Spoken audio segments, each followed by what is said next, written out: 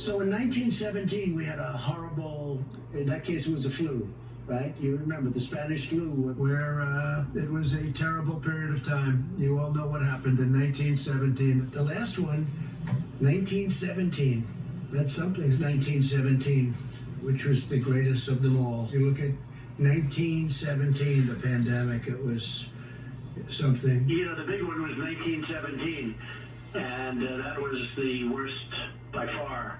That was that was the Spanish flu, they call it. We were attacked like nothing that's happened possibly since 1917, many, many years ago. You read about 1917 and you read about certain things, but you think in a modern age, a thing like that could never happen.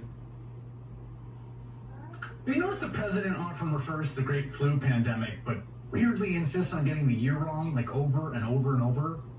And maybe he's thinking about the movie. There's a movie called 1917, but yes, the 1918 pandemic is probably the closest analogy we have to what we're going through right now. And one deeply worrisome aspect of that is that back then, the pandemic came in a series of 3 waves.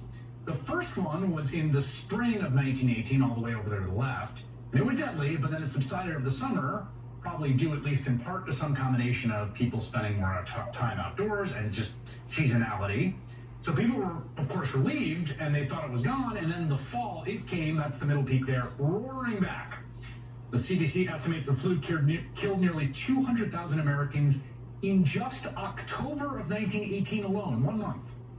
There were cities shut down, huge disaster, and there are warnings right now about this fall of 2020. There's some reason to believe, pretty good reason I think, that warmer temperatures and a lot of sunlight, more time outside are probably going to help us, probably are already helping us again.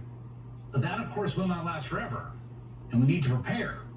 And so if we're reopening the country now and planning to send kids back to school in the fall particularly, then how do we avoid a curve like they saw in 1918 with a much more deadly second wave? The man who literally wrote the book on this topic joins me next.